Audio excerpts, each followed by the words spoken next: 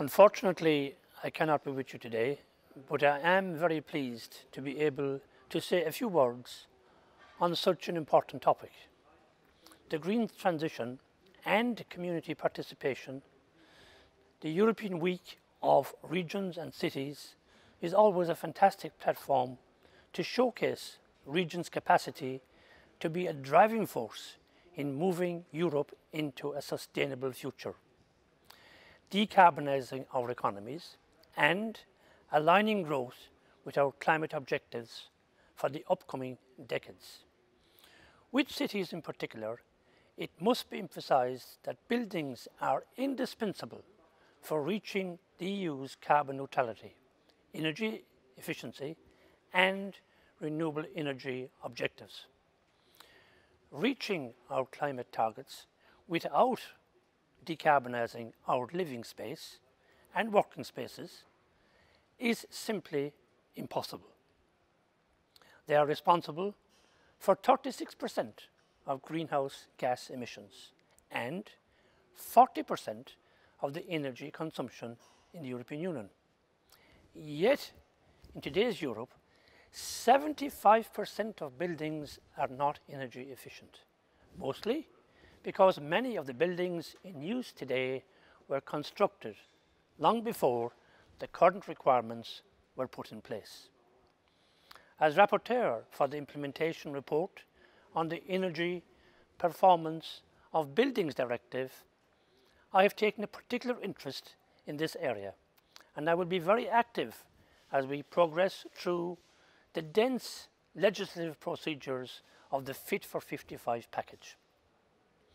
People who prefer an energy check to an energy bill are now being urged to do their bit for the planet by generating their own electricity. This is now quite feasible after a change at European Parliament level as a result of the Renewable Energy Directive, which I led on behalf of the EPP group in the last mandate. There is now an opportunity for individuals, householders, farmers, cooperatives and community groups in general to generate their own electricity from renewable sources.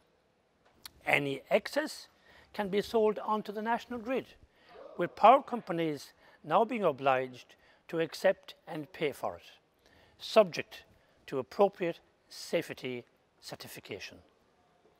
There are many people in Europe, and indeed in my own country of Ireland, who want to reduce their carbon emissions, but they may not yet be aware of this development. Farmers, for instance, could put some or all of the many sheds they have to good use by fitting them with solar panels.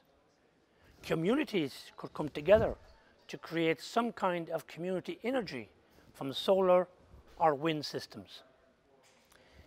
This is an attractive, cost-effective measure that reduces the carbon footprint of participants while putting money in their pockets at the same time.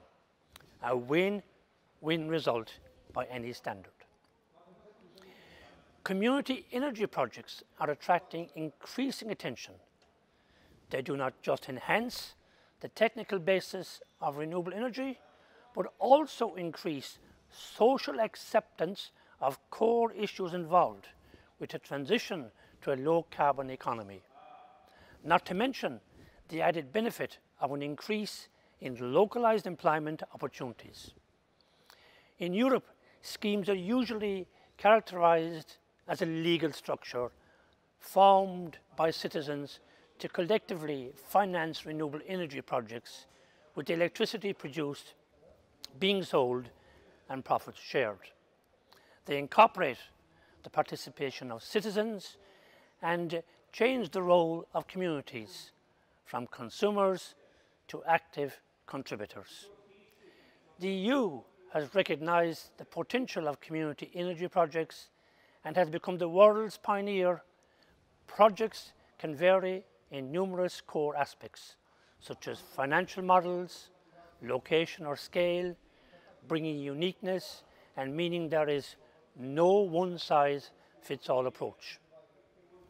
Every transition is a long-term endeavour and needs governance that has a clear strategic vision and insurance that future governments stay committed to the goals. Community energy and self-generation will play an important part of how Europe will reach climate neutrality. Let's grasp it. Thank you very much.